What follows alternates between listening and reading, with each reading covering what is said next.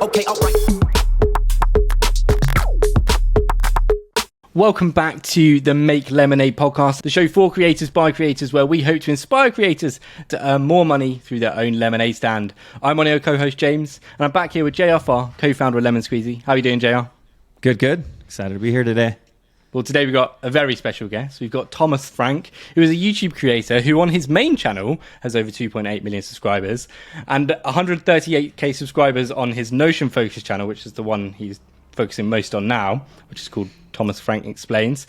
He started out helping ambitious college students study better and pivoted to the self-help personal development niche. He's a creator in every sense of the word, going from YouTube videos to writing books, making courses, and even launching his own streaming platform with some other creator friends.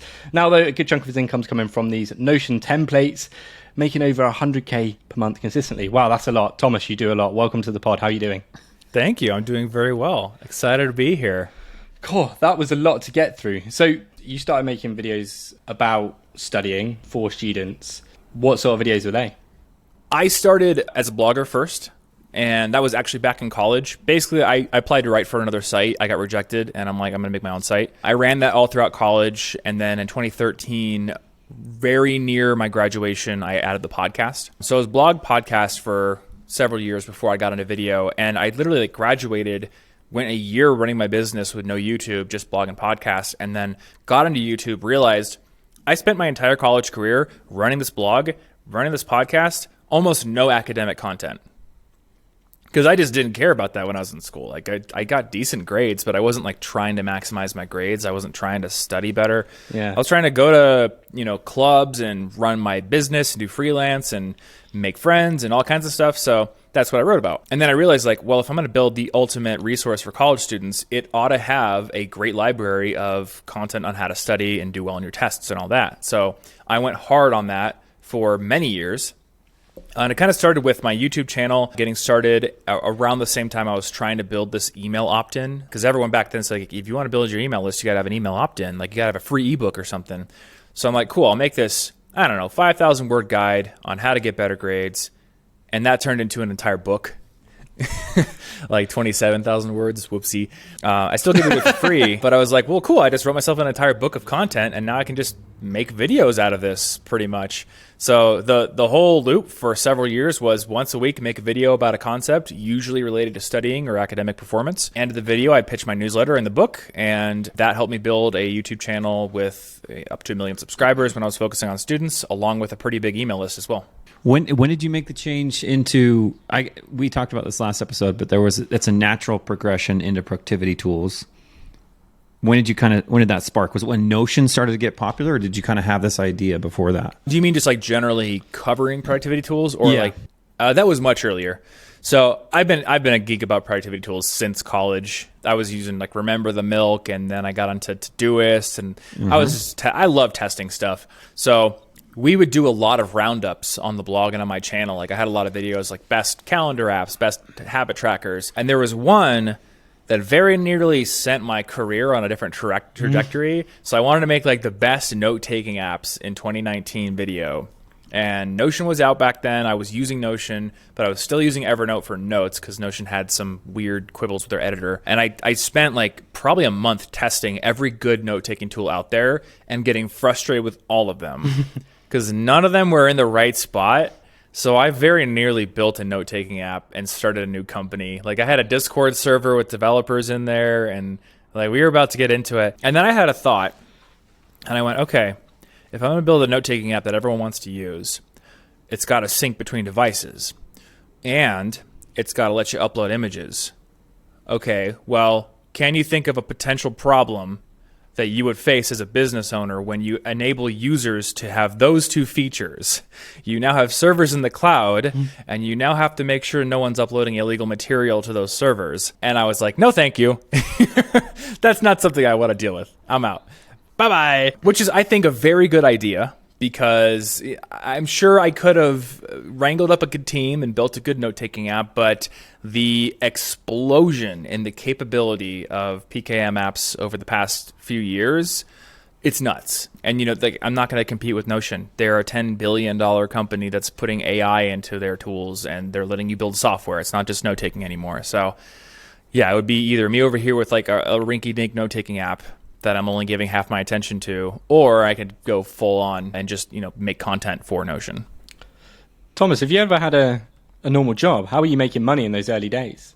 I've had a bunch of normal jobs, but because of the timing of when my blog hit full-time income, I've never had like a post-graduation long-term full-time job. I've worked probably 24 part-time jobs. I started working when I was 14. Even before that, I was like pulling my dad's lawnmower through the neighborhood, knocking on doors, asking to mow lawns. The only corporate job I did was my internship for 3 months. I worked at a Fortune 500 financial company, and that felt like prison. So the very nice thing is I was doing that, thinking at the time, I'm interested in computer networking. I'm going to be a network admin, realizing that work is not usually like wiring up servers. And if there's like a discipline you can get into, but I thought that was going to be all wiring up servers and active work and building. And no, I was just like changing firewall configurations all day. But I also realized, like at a more fundamental level, that I want to create things. I don't want to maintain things. And it just so happened that my blog had started to take off while I was doing that internship. So I was doing my internship work. I was doing a good job there, but any spare moment I got, I was working on the blog, having a blast. And as I progressed through college after the internship, I started thinking more and more, could I do this on my own instead of getting a job? And there was a lot of uncertainty even until my senior year.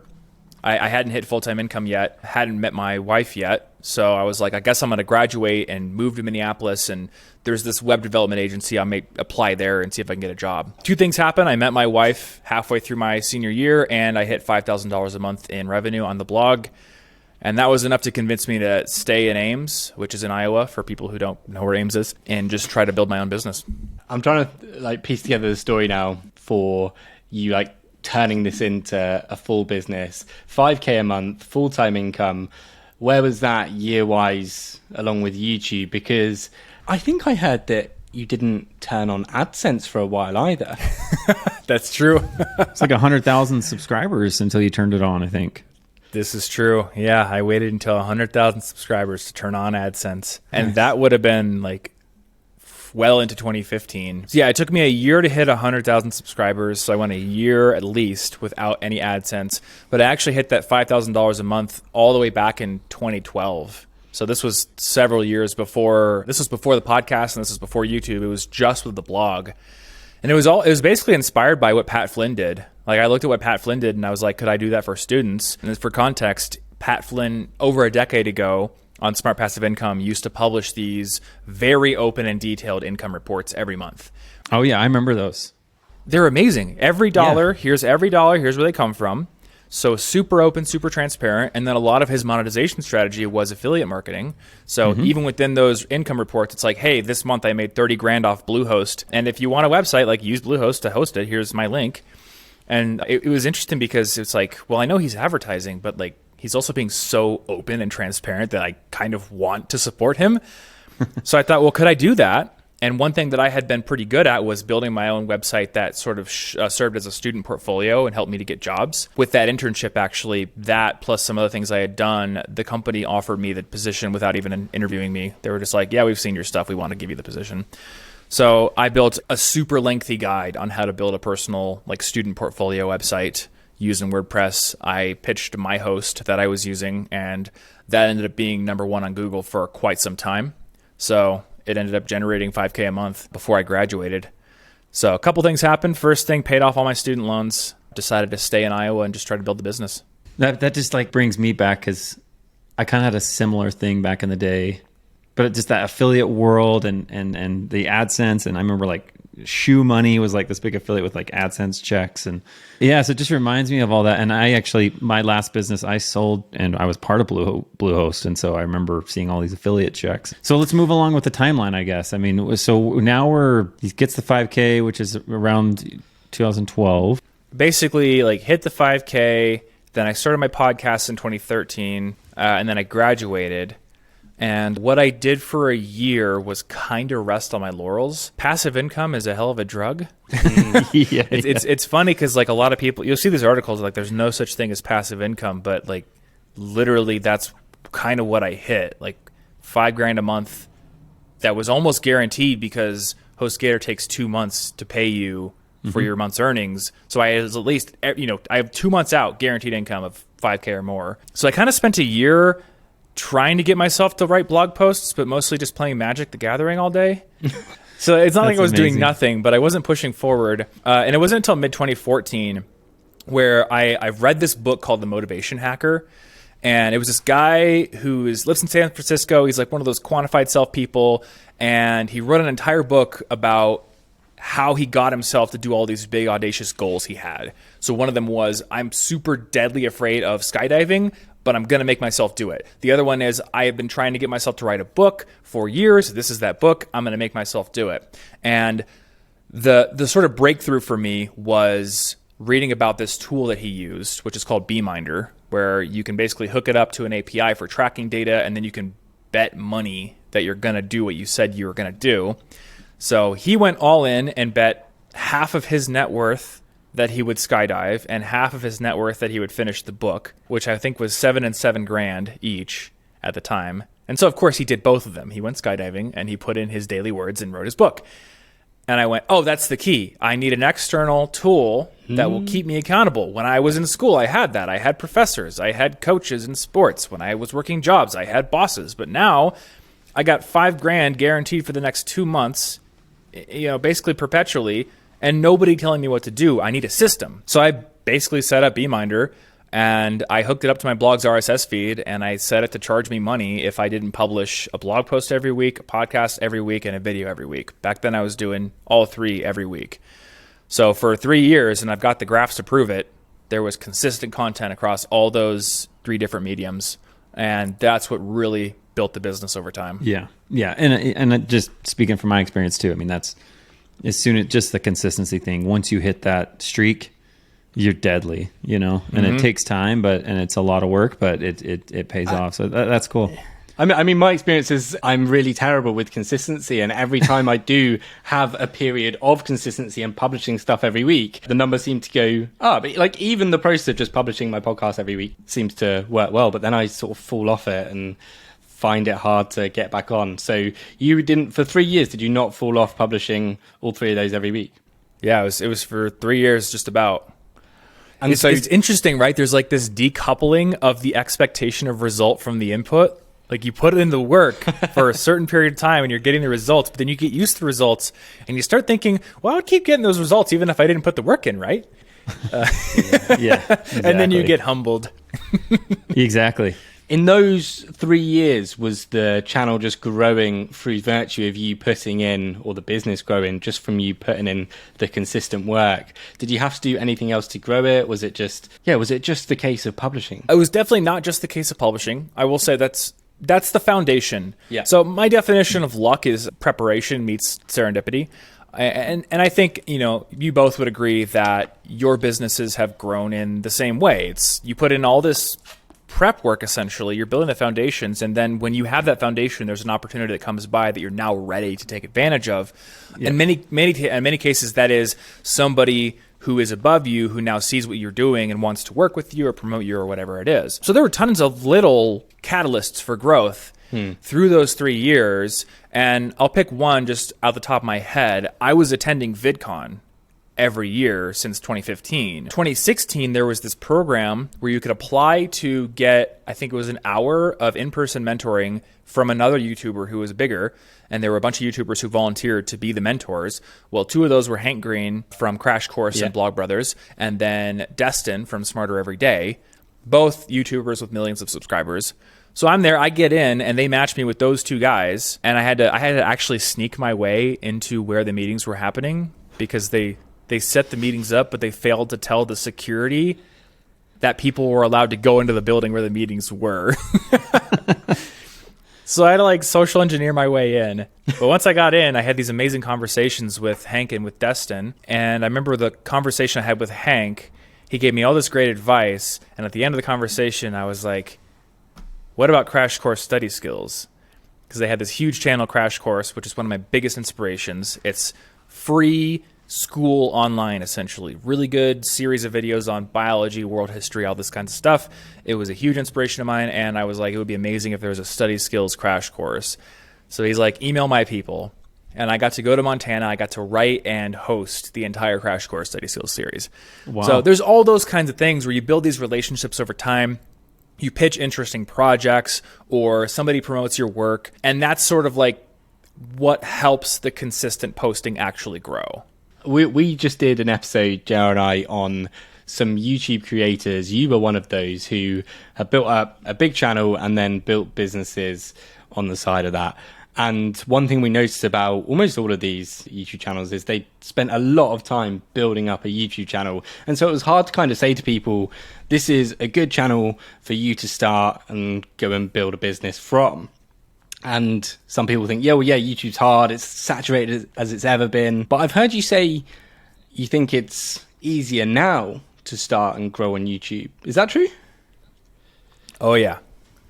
Yeah, I think YouTube is easier than it's ever been. And there's a confluence of factors that go into that. The biggest one is that YouTube is bigger than it's ever been. The audience is bigger, and when the audience is bigger, that means the micro niches become bigger. So a great example, I've got a friend, Patch, who loves nature and animals, and he loves video games, specifically fighting games. And now you see tier lists everywhere, but when he made his channel Tier Zoo, it was a very novel concept to basically make tier lists of the animal kingdom. So it'd be like the dog tier list. What's the best kind of dog, or what's the best kind of insect? And that channel blew up, and I think he's near 4 million subscribers at this point. And it was just so interesting because I remember being a college student in 2010, watching fighting game community content on YouTube, but it was a very small niche. And now fighting games and tier lists and all this stuff, it's huge, and you can do tier lists of anything. So there's all these tiny little micro niches. I mean, a 100K channel on one software tool that isn't Microsoft Office, that was unthinkable 10 years ago. So the more people who come into the platform, the more niches you can that are viable. It's a good point too. And I actually think part of it is the way that we consume content now. People really like the video, and the shorter clips and the 8 to 10 minute videos, and it's just an easier way to digest a bunch of information at once. Thomas, what's your view on shorts? So that was the other thing I was going to kind of bring up is my perception 5 years ago, 2018, 2019, before COVID, was that the production value on big channels was going up. And we still see some of that today, but back then, people like Peter McKinnon were popping off. Everyone was buying sliders and gimbals and 8K cameras and doing speed ramps and hiring color graders for their YouTube videos. Like, I don't know what I was doing back then. Now, it's all shorts. People are filming on their phone. They're duct taping a lav mic to a pocket knife or something, and it gets millions of views. So the bar to entry just keeps coming down in every possible aspect of the production process, to the point where at a certain point you're going to be able to deepfake me, synthesize my voice, have ChatGPT write a script in my style, put that out there. You didn't even lift a finger. It's coming. So I don't know, I have my reservations and worries about that and what shorts may be doing to our attention spans. But I think we can safely say that the barrier to entry is low. The number of viable niches is growing. So if you can go become the go-to person in a niche where there's a growing audience who is hungry for information or hungry for you to help them, entertain them, then you've got a viable channel. And people keep proving it every single day while everyone else is out here being like, it's too late to get on YouTube, too late to get on TikTok. Here's another person who just built a 100K subscriber channel in just a couple of months. Yeah. Well, someone else has built another 100K channel after having another channel is you, Thomas, with Thomas Frank Explains. And you've almost done exactly what you just said. Yeah. That's true. Why did you stop posting to Thomas Frank main channel, and start to push all your Notion content over to Thomas Frank Explains? Well, it wasn't on purpose, at least the stopping of the posting on the main channel, but building the second channel was on purpose. So I had made a few Notion videos on the main channel. There was one that went over my production process template. There was one that went over our note-taking template I made. But I was getting more and more into Notion, and I wanted to make some videos that were very technical and very niche. One of them that I wanted to make, and I think this was the first one I wrote for Thomas Frank Explains, it was the second one I published, was on how to open Notion links in the desktop app, because back then they hadn't really implemented a way for that. There was a HTTPS URL handler, and then there was a Notion / URL handler. So I made a little, I think it was an Alfred script that would replace the HTTPS with a Notion one. And I wanted to make a tutorial on it. And I thought, this is the kind of video that my audience on my giant channel does not care about. And even though YouTube's algorithm is much more focused on videos than on channels, I thought this is something that should have its own channel. And if I want to make more Notion content, why not create a destination for it? So there was 2 considerations there. Number one, I don't want to flood my channel with all this Notion content and make people perceive that that's what this channel is now, because a lot of them are not interested in it. But number 2, if I'm going to make a Notion channel, or if I'm going to make Notion content, why not put it all on its own channel for branding purposes? So for people who don't know, the YouTube algorithm is entirely focused on videos. You could have a bad video and your next video could be great, and the bad video doesn't drag the great video down. But when someone lands on your video and they want to check your channel out, ideally what you want them to do is binge as much of your content as possible. That's how channels blow up. That's why Mr. Beast blows up. You watch one video, the next video is just as interesting. If you want to watch people not take their hand off of a Lamborghini for as long as possible, then you'll watch them not take their hand off of some other sports car as long as possible, or you'll watch them not leave a circle for as long as possible. Very tight coupling of interests there. So my perception was, if someone lands on a great Notion tutorial and they want to watch more, I want them to click that channel link and look at the channel page and go, wow, I've hit the holy grail. This is what I want. And if I had a channel full of variety content, they're not going to get that immediate kind of kick to the face of this is the destination. So I wanted to build a destination, and it was going to be a side project. The intention was to, hopefully build up like an extra 10K a month in income so I could replace one sponsored video on my main channel. And then I accidentally built a business that does 10 times that much. So I sort of didn't get a chance to post more content on the main channel. Yeah. And I actually love that. That's I want to underline that again, because it makes so much sense. Yeah. You have someone land on your video and then they just continue to consume that style of content. That makes a ton of sense. But yeah. I'm so fascinated with the underlying way you run your business. Is it how you structure it? Like for me, I've got Make Lemonade, right? And then we've got Lemon Squeezy, and we have these other projects. It's very structured for me to understand. But running what you run, and you say a lot like we, so you must have a big team, but it's Thomas Frank. So is it Thomas Frank Media? And then you have all these subsidiaries underneath it. How does that all work? Well, the corporate structure is I have an LLC called Business Things and Whatnot. Okay. No, I know you're laughing, but I geek out on this stuff. I think this is fascinating how people do this. I'm just laughing at the name. My friend Steve Cam from Nerd Fitness many years ago, he was like, if you're going to make an LLC, don't name it after your blog. Make it more generic so you can use it for other projects. Right. And I was like, all right, let's go with the most generic name in the entire world, Business Things and Whatnot. And people they laugh sometimes when they see my credit card. But that's what I love that. I discovered one earlier called Handmade Spaceships.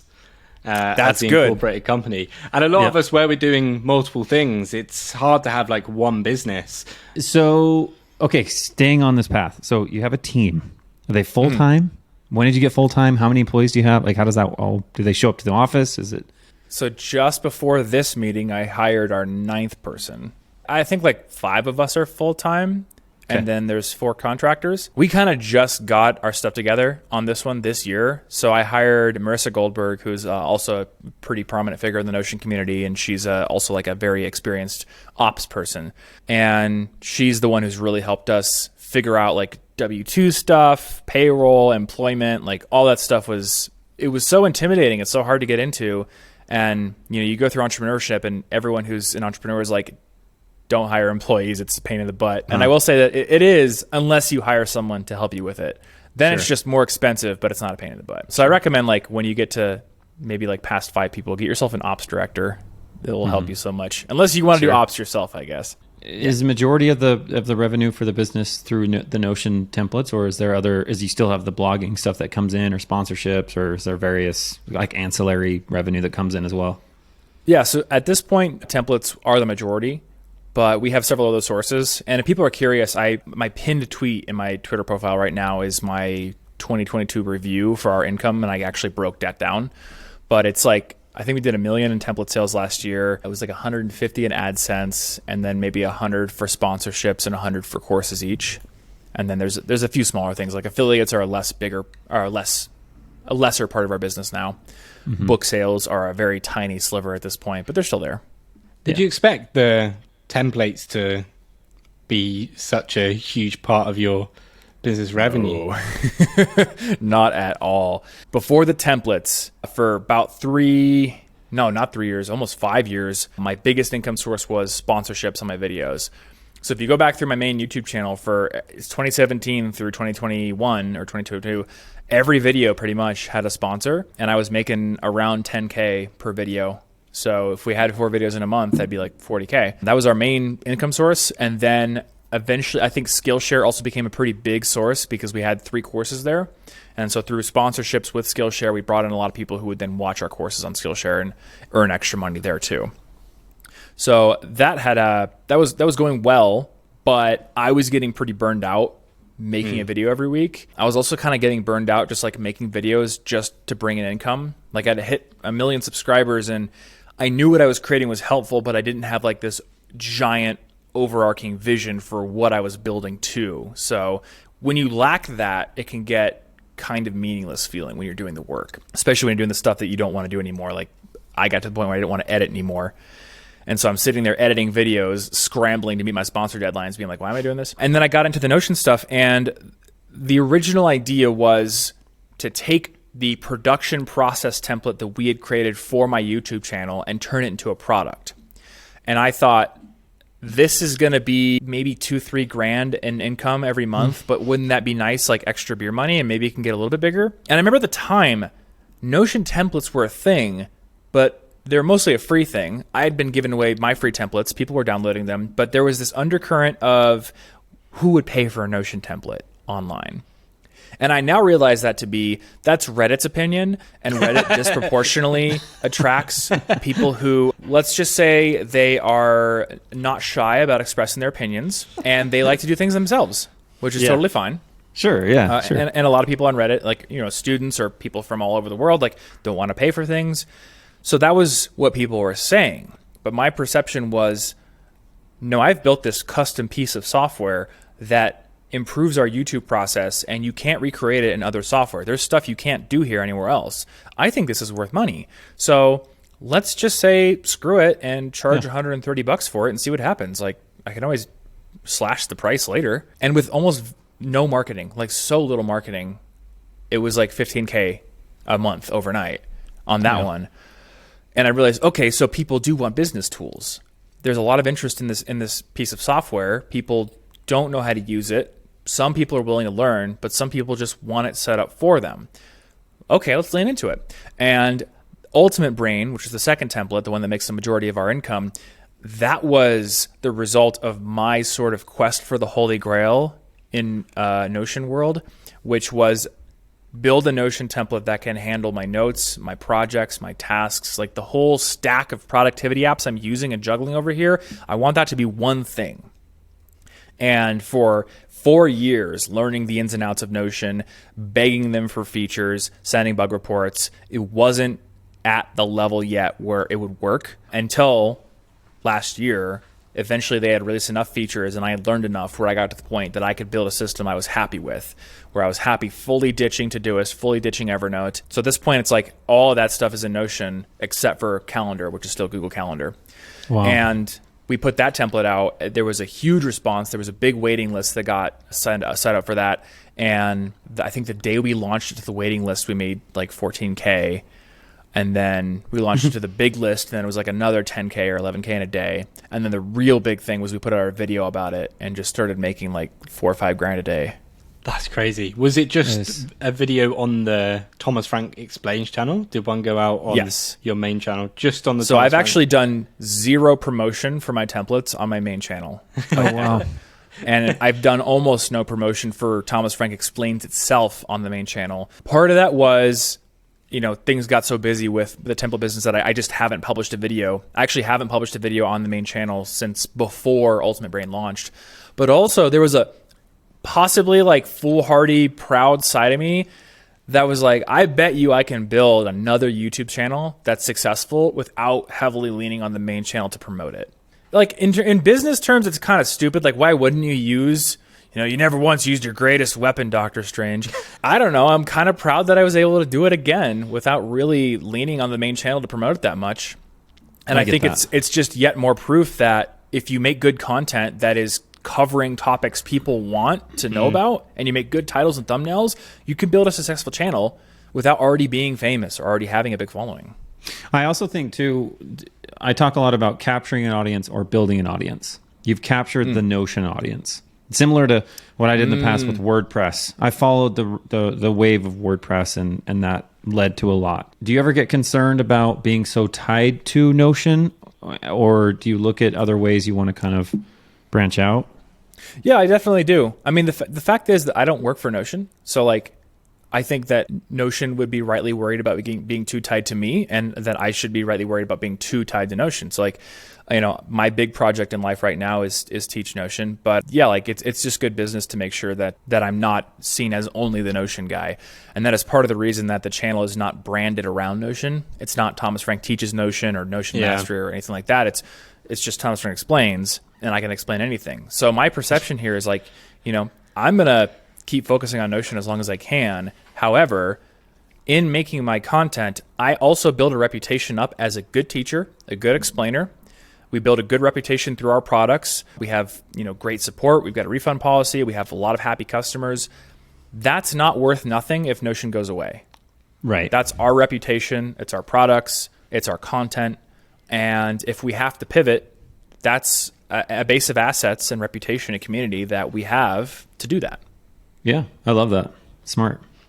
I'm curious, the main channel thing blows me away, right? You've got this massive channel and you haven't posted in a year. And like, you proved that you can build another channel. Fantastic. You don't need like the sponsorship revenue from the main channel, but it's an asset there that you can do something with. Have you had any thoughts about like hiring someone else to carry on producing content for that channel, for the people that subscribe, that have enjoyed that content over the years? Or is it's just not something that you're going to touch for a while?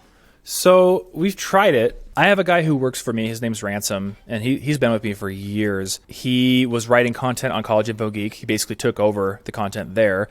And so we had the idea last year of, okay, well, I don't have time to write content for the main channel. How about you write the content and I'll film it? And I've tried this variation so many times over the years, but I just don't have the personality for that, to sit down and just deliver a script. I got to put myself into the work. And when you've got something that's going well, you ought to focus on it. So, the harsh truth is that there's just not a lot of focus in me to make good content on the main channel. And I'm hoping to get back to a point where there is that focus, because there's stuff I want to do. I would love to build a series of personal finance videos on that channel. I have zero incentive to make money from talking about money, unlike almost everyone on YouTube talking about money. And I know a lot about it. So it would be fun to do that. I have like a 14,000 word draft on credit cards that I need to finish at some point. I put way too much research into it. So there's ambition there. There's just a lack of focus and time, because over here, there's this thriving business that's tons of fun. JR, what are your thoughts on Notion as a thing and productivity tools and people delving into all of these tools and maybe getting in the way of... So I kind of have like a hard opinion on this, which is kind of funny. And I wanted to ask you this because I've kind of done the same. I grew up with Evernote, Todoist, Things, Wunderlist. I've done them all. I even did some Notion templates.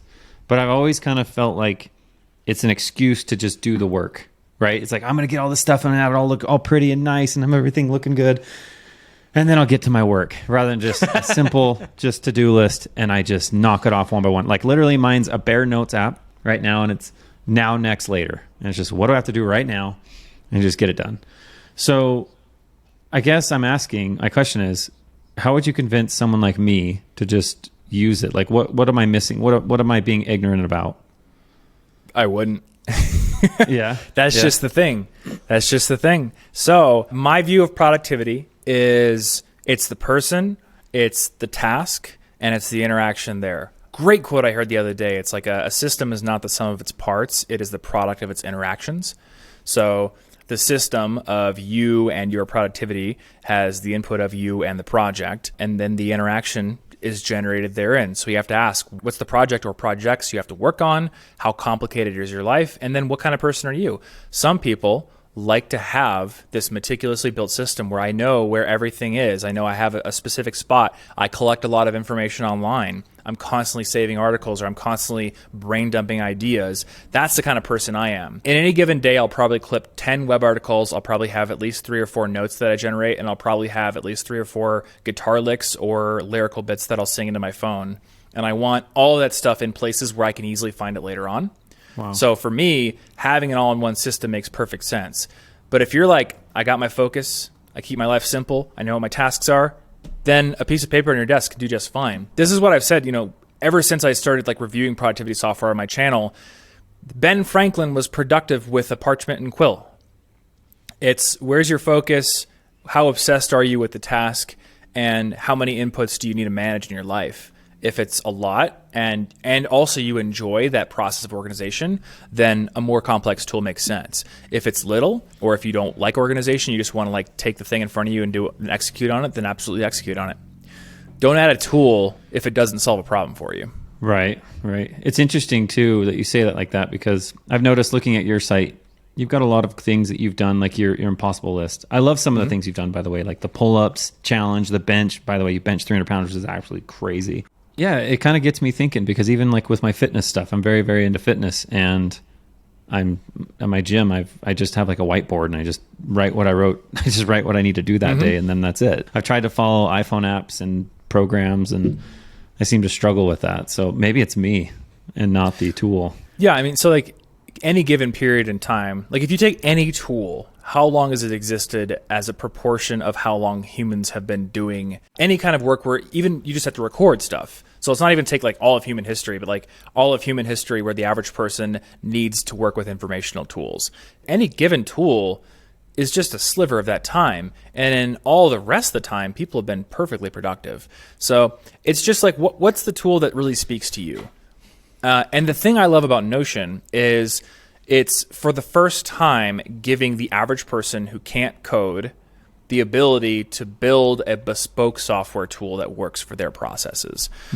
So what really inspired me was getting into it and building our production pipeline, because we tried Asana, we tried ClickUp, we tried all these tools, and there were just ways in which we had to mold ourselves to fit the tool, where within Notion, we can mold the tool to fit our workflow. Perfect example, when you're a filmmaker or when you make B-roll videos like we did, you have what's called your A-roll. It's the talking head. If people are watching this on YouTube right now, we're basically just A-roll.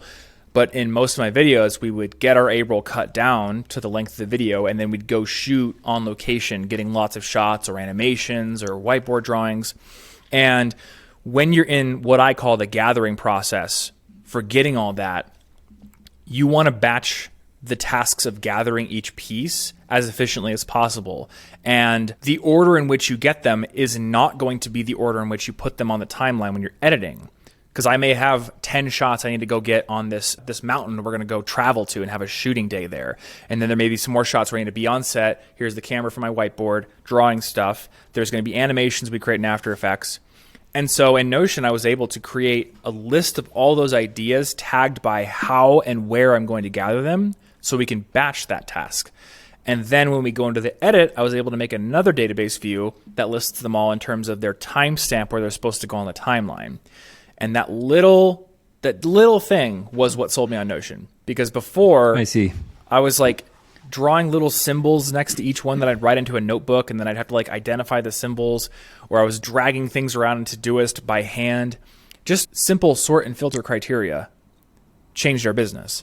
And likewise, like we were able to build a task management workflow that then when the project is finished, it becomes a piece of archival content where we can reference it. Like I just sent the script for a video I made 3 years ago to a friend yesterday, and I knew exactly where it was. I was able to pull it up in like 5 seconds. And that's something that you can't do with normal project management software. I'm so envious of you because we've been talking for the last few months, and so I've gotten to know you and the way that you think and the way you work, and even listening to you. Your level of detail is so high. It's like, I'm so envious of that because, I mean, even getting onto this podcast, James was like, you're so chill about these episodes. You don't really like, I'm like, yeah, I just kind of fly by the seat of my pants. I like to like feel the conversation, what we're talking about. But just, I wish I had that. And maybe like you said, it is the person and the tool. And I could see how Notion for someone like you is so powerful. I mean, even watching your YouTube video just barely on Notion's API course, which is like a free course. I mean, the timestamps, there's probably, I don't even know, 100 timestamps in just that one video. And you could, if you want to look inside Thomas's brain, go watch that video and look at the timestamps. I mean, it is remarkable. That video was inspired by Taryn, who was the lead editor for Linus Tech Tips for a very long time. And we actually just signed him, so he's part of Nebula now. He has this amazing video. And I think it's just called like the world's most advanced editing tutorial. Is that the 4-hour long one? It's the 4-hour long video. And I was inspired by him because you go into the description and the timestamps are even more meticulous than mine. And I was like, oh, that's how you make video accessible. Because a 2-hour video with no timestamps, you're like, where the heck was that thing?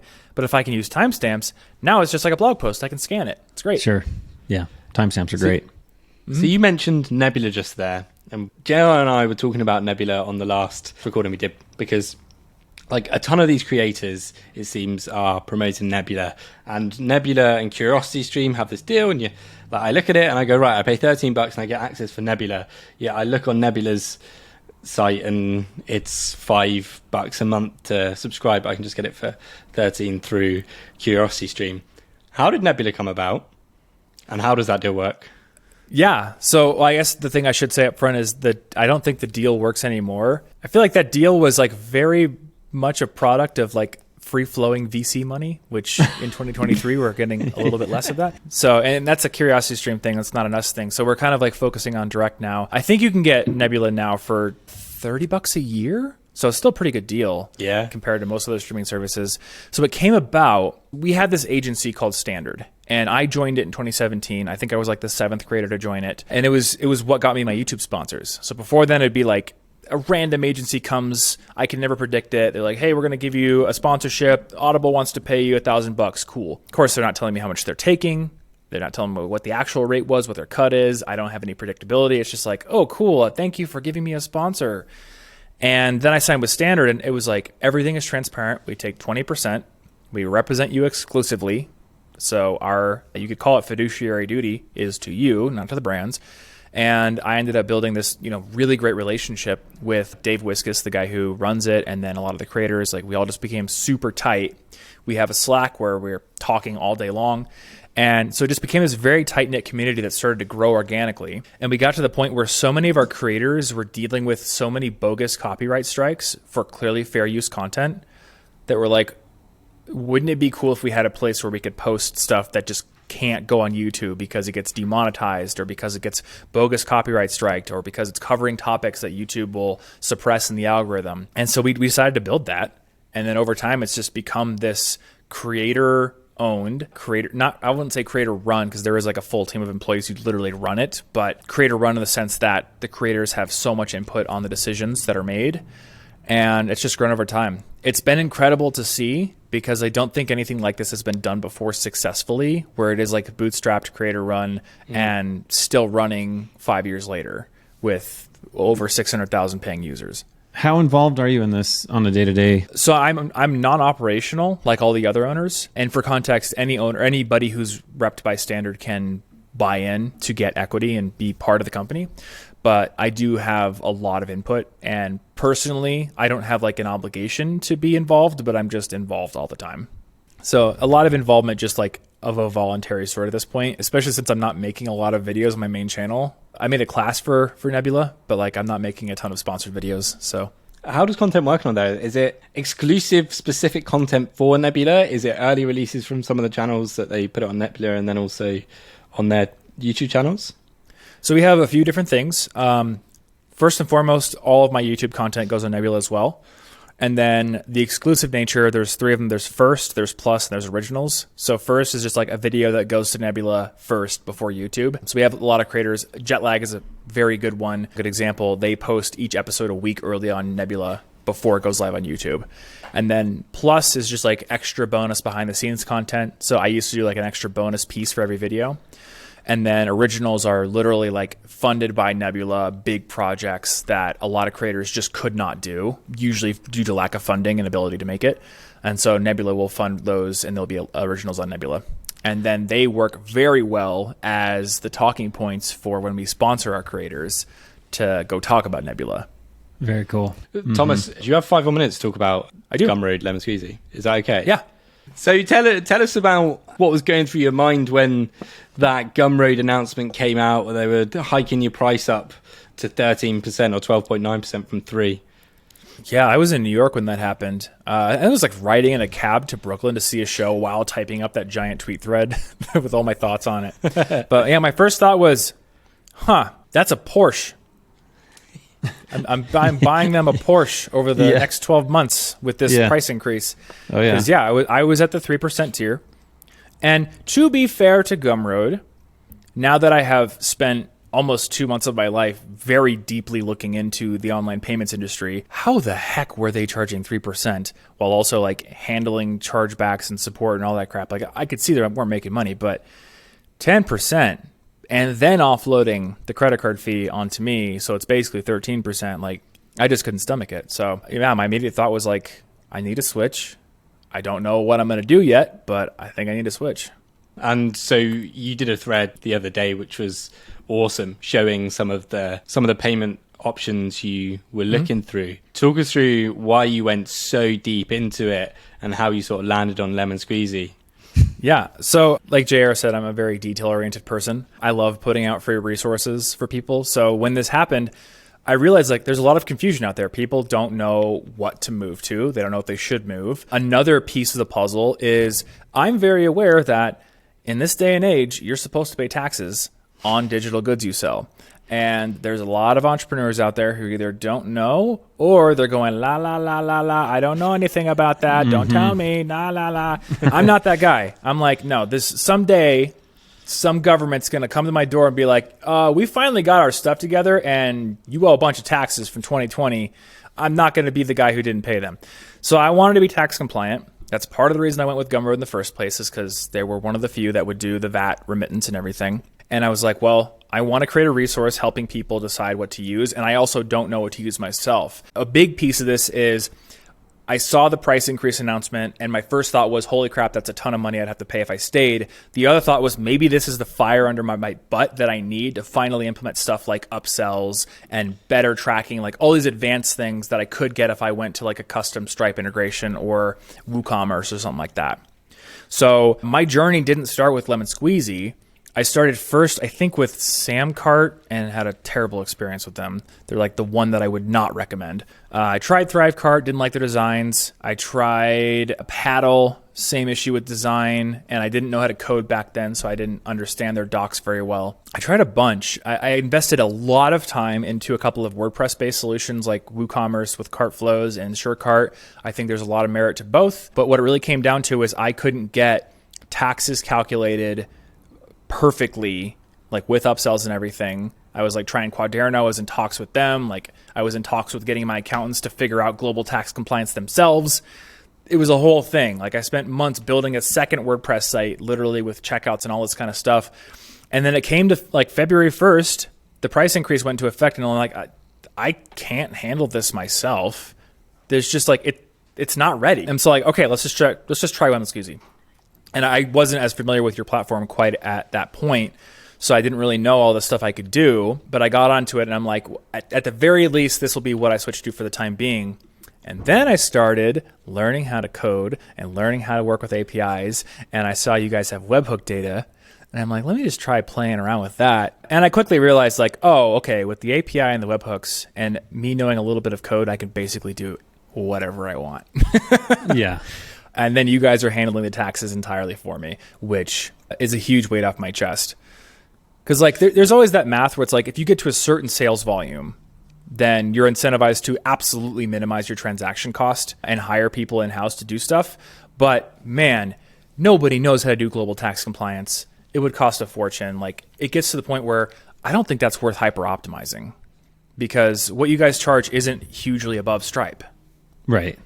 Yeah. And I think even as you get into Stripe too, people don't realize that is if you need subscriptions, if you need you get to 7% pretty quick. And so what I loved actually about Thomas coming on is he's a big creator. He knows what he wants. He knows what he likes. He knows how he likes it. He knows, and I loved it because we had a lot of DMs for like a month, and he'll still send them to me. And it was really good to just kind of battle test everything and make sure everything was exactly how he wanted it. And we grew a lot from this, not just from Thomas. Thomas was a big part of that, but a lot of people like Thomas that helped us kind of push the platform to, well, if you could just add this or make sure this works. That's been super helpful. And I think the other thing for Thomas too is I noticed in his thread that he's not really reliant on the discovery part of Gumroad, but the marketplace. Yeah. I mean, there's a little piece that comes from it, but you have such your own following and audience that you could kind of choose where you wanted to go. So that actually makes a lot of sense too. I think people overestimate Discover, because within that productivity category on Gumroad Discover, I think I'm number 2.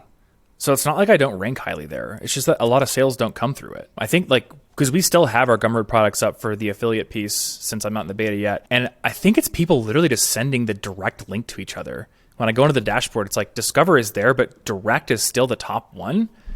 And I don't link to it anywhere on the internet. So it must just be like, hey, check out this thing that someone sends in an email, that kind of thing. Gotcha. Cool. Anything else, JR, you want to ask Thomas? Well, I mean, he did such a good job. Like, it's funny just going into this episode today. He has this thread that just literally breaks down everything, and I'm just so appreciative of having Thomas on. And it might not be, maybe he finds something, he gets big enough to the point where he doesn't need us anymore, and that's great. But for now, it's a pleasure to have him, and even you just coming on the podcast has been awesome. Just getting to know you. So. Well, seriously, thank you guys for having me on the show. This was a ton of fun. And I'm sure JR will continue to get more nitpicky DMs from me. I love it. Please keep sending them so we get better. But no, I am super, super happy with Lemon Squeezy at this point. I don't really see a need to switch.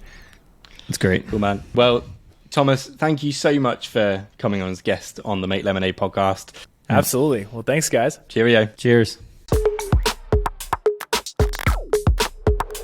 Okay, all right.